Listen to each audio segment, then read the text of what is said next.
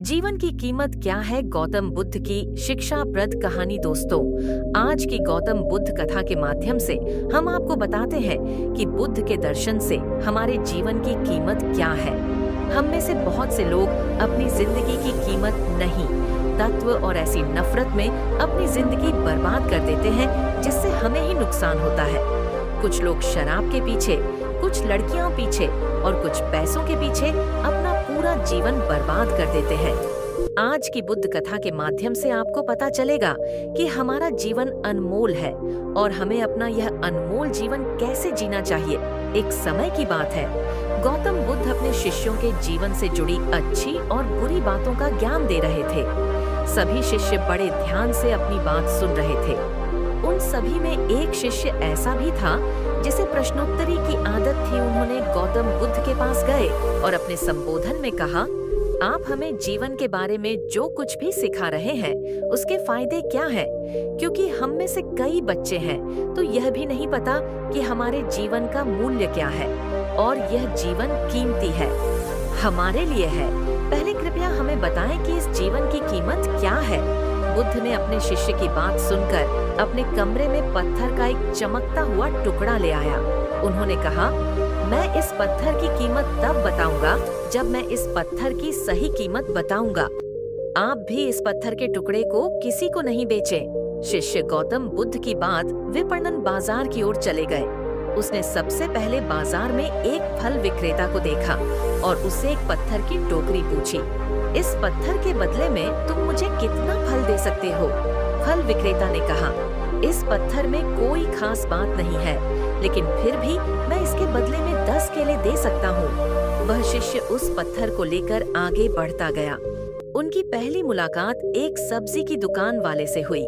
शिष्य ने सब्जी विक्रेता से पत्थर की कीमत पूछी। इस पत्थर की कीमत के बदले में मैं पत्थर को लेकर एक सोने के व्यापारी के पास गया।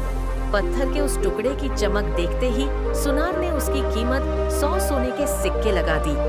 जब शिष्य ने टुकड़ा टुकड़े से मना कर दिया तो सुनार ने बदले में 200 सोने के सिक्के देने की सहमति दे दी, लेकिन शिष्य ने टुकड़ा नहीं निकाला। इसके बाद शिष्य ने एक गोदाम के व्यवसाय के पास और पत्थर के टुकड़े उसके सामने रख दिए। जैसे ही व्यापारियों ने उस पत्थर को देखा, उसने एक साफ कपड़ा बिछाया, उस पर रखा हुआ पत्थर, फिर उसकी मूर्तियों की ओर हाथ के पत्थर को कपड़े में लपेटते हुए कहा, तुम जिसे साधारण समझ रहे हो उसकी कीमत पूछ रहे हो पत्थर, असल में यह एक कंकाल माणिक है। ऐसा माणिक हर किसी को नहीं दिखता। अगर मैं अपना सब कुछ बेच दूं तो भी मैं उसकी कीमत नहीं चुकाऊंगा। व्यापारियों की बातें सुनकर शिष्य आश्चर्यचकित रह गए। वह भागता हुआ सीधे बुद्ध के पास आया बाजार और उसमें जो कुछ भी हुआ उसे बताया। उसकी अद्भुत बातें सुनकर गौतम बुद्ध बोले, तुम्हारे प्रश्न का उत्तर इस माणिक के मूल्य में ही छिपा है। हमारा जीवन भी एक माणिक है, माणिक की यह भी अनमोल है, लेकिन हम इस बात को हमेशा के लिए नकार देते हैं और अपने जीवन की कीमत कोई मायने नहीं रखते। हम लेखों को देखकर और उनकी तरह जीवन की कोशिश करके अपने जीवन का मूल्य कम कर देते हैं। हम मानते हैं कि हमारे जीवन का मूल्य वही है जो अन्य हमें नियुक्त करते हैं, लेकिन हमेशा याद रखें कि दूसरा व्यक्ति आपको अपनी स्थिति, बुद्धि और समझ के अनुसार महत्व देता है। जीवन केवल एक बार है, इसलिए इसे टूटने मत दो। आपके जीवन को मूल्यवान ही मूल्यांकित आप अपने बैंक में मौजूद दस्तावेजों को मानते हैं। आज के समय में लोग प्यार, पैसा और दिखावा जैसे नी को अपनी जान से भी ज्यादा कीमती मानते हैं। लोग प्यार की वजह से आत्महत्या कर लेते हैं। पैसे के नाम पर वो काम करने लगते हैं जिससे उनकी जिंदगी बर्बाद हो जाती है। नाम के नाम पर वो गलत काम करने लगते हैं। हमेशा याद रखें कि डॉक्यूमेंट्री बनाना जरूरी नहीं है। लव लाइफ पाई जा सकती है, मनी लाइफ कमाया जा सकता है, लेकिन लाइफ टाइम पिक्चर नहीं पाई जा सकती है।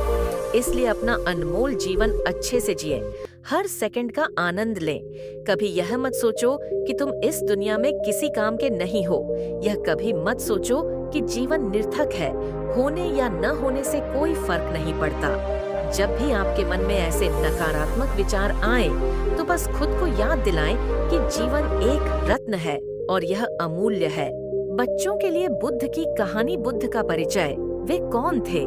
बुद्ध दुनिया के सबसे बड़े धर्मों में से एक बौद्ध धर्म के संस्थापक थे। बुद्ध एक बुद्धिमान और दयालु व्यक्ति थे।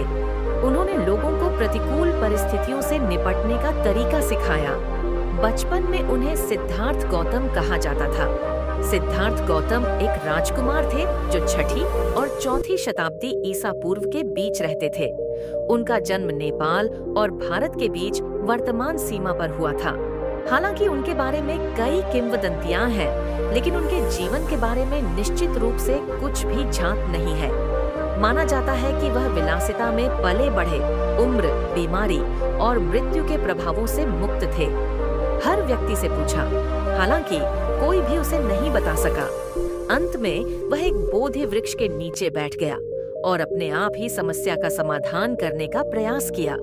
उसने ध्यान करना शुरू कर दिया।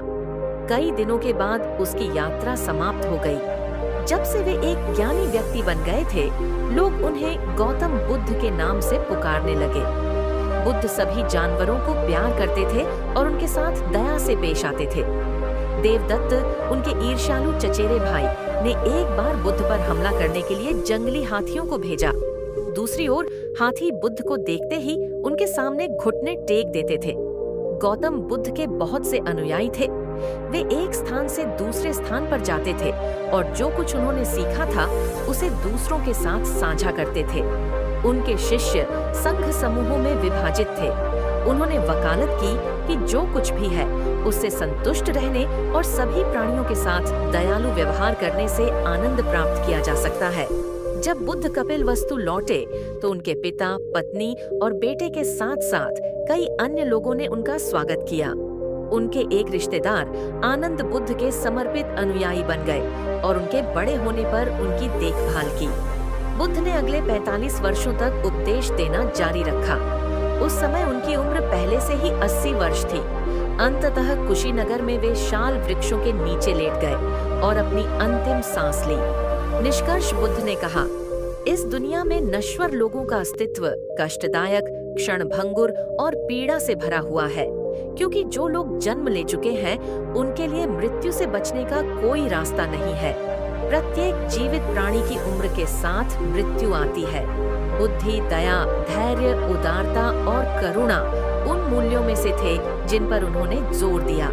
सभी बौद्ध 5 नैतिक आज्ञाओं से बंधे हैं जो निषिद्ध करती हैं जीवित चीजों के जीवन को लेना,